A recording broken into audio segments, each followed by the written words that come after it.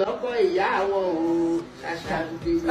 ọmọ Mohbad ò tọrọ aṣọ wọ̀ lọ́wọ́ wọn ṣàṣàǹpé ọmọ Mọ́wùmí ò tọrọ ẹ̀wù wọ̀ lọ́wọ́ wọn o ṣàṣàǹpé bí wọn lóògùn ẹrú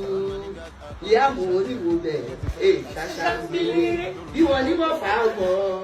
òun ṣàlọ́kọ̀ ìyá àwọn o ṣàṣàǹpé ìyá mò ń tọrọ ẹ̀wù wọ̀ lọ́wọ́ wọn ṣàṣàǹpé ọmọ láti méjì ò tọrọ aṣọ wọ̀ lọ́wọ́ wọn o ṣàṣàǹpé ìwọ̀n lóògùn ẹrú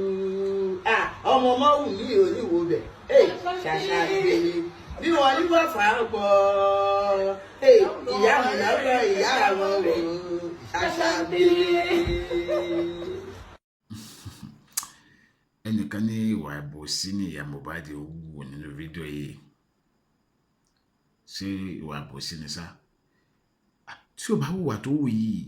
kò ní rí nǹkan gbà lọ́wọ́ Wùmí etí àti rí bó ṣe tọrọ bó ṣe kọ́bọ̀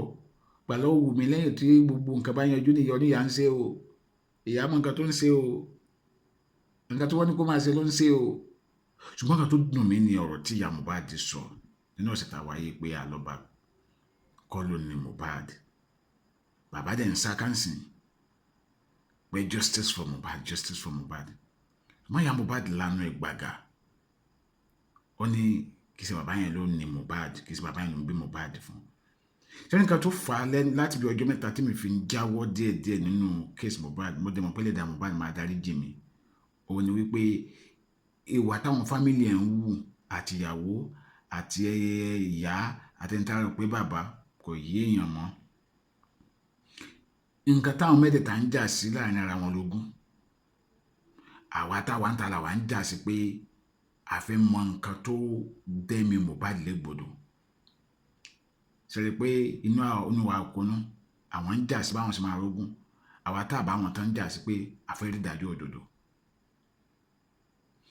nínú ẹ̀ ní ọ̀rọ̀ tí ò tó yẹ kó jáde lẹ́nu ìyá Mohbad ti wá jáde pé kì í sá lọ́ba ló ń bẹ Mohbad fún nítorí pé ó fẹ́ lójú rere Wùmí so èmi ò fi bẹ́ẹ̀ ní interest nínú kéèsì yìí mọ́ ká ní kì í sí pé àwọn fans mi nígbà mi tọkọ máa ń béèrè fún update pé kí ló ń ṣẹlẹ̀ because wọ́n ti fi kéèsì sunyàn family Mohbad ti fi kéèsì sùn wá ẹ lọ sí page mi Adéọmọdé backup mo post fídíò ibi tí ìyá Mohbad ti sọ síbẹ̀ náà pé kì í sá lọ́ba ló ń bí Mohbad fún lẹ́yìn ọdún kelo nítorí pé bàbá yẹn béèrè fún DNA àwa gbàbẹ̀ yọ sí bàbá yẹn ẹjọ́ kí wàá ní hope àwa táwa ń fight for justice rí pé gálagàlá pọ̀ lọ́wọ́ àwọn èèyàn yìí so ẹ wo tábà rí ìdájọ́ òdodo wọ Ọlọ́run torí àwọn ẹbí ẹ wọn jà fún justice o ogun ni wọ́n ń jà fún that is the truth mo fẹ́ kí everybody mọ̀ àwa táwa ń ta làwa ń jà pé justice for Mohbad bó ti ń sún adéẹ̀dẹ́ bọ̀ torí kò yẹ kí gbàràn mi wà kó padà di ẹlẹ́rù ó ti ń sún adéẹ̀dẹ́ bọ̀ ó ti ń sún torí reason tí mo fi ń sọ ilé ni pé tẹ bá padà ń rí tí àwọn bloggers kan ń jáwọ́ lórí ọ̀rọ̀ yẹn kì í ṣe pé wọn rí nǹkan sọ ó ń sún everybody ni torí wọ́n ní alára ní ọ̀rọ̀ àkósùn ó ní okó àìsùn okó ẹ̀wò nígbà tí àwa táwa ń ta pariwo justice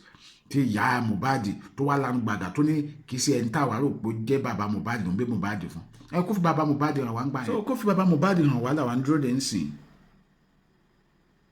kó fi bàbá Mohbad hàn wá làwọn dúró dé ń sìn so bros mo mọ̀ pé láìpẹ́ láì jẹ́ wọn máa kan àwa náà lábùkù pé wo ló kàn wá lórí ọ̀rọ̀ ikú ọmọ ó tẹ̀ sọ ọ̀pọ̀lọpọ̀ ọ̀rọ̀ ní ọjọ́ yẹn náà pé àwọn kan fi ikú ọmọ pawó ni àwọn kan ṣe kíní kan so nǹkan tó wà after ẹ jẹ́ ká fìyà oníyà sílẹ̀ o àwa kọ́ la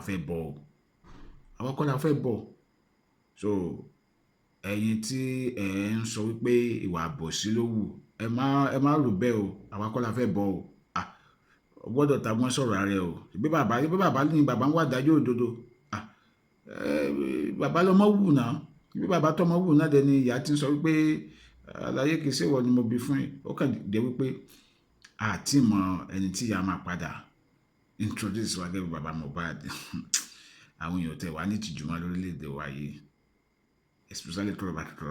tọrọ lówó dé àwọn èèyàn ní tìjúmọ́ so nǹkan tó sílẹ̀ ní ẹ̀yin olólùfẹ́ mi Àjọmádé lórúkọ mi ẹ bá mi pín fídíò yìí ẹ má dẹ̀ gbàgbé láti bá mi share fídíò yìí and ẹ bá mi follow backup page mi Àjọmádé backup ẹ jọ̀ọ́ ẹ tún bá mi subscribe sí YouTube channel mi Àjọmádé ẹ bá mi subscribe sí YouTube channel mi Àjọmádé ire ó dàbọ̀.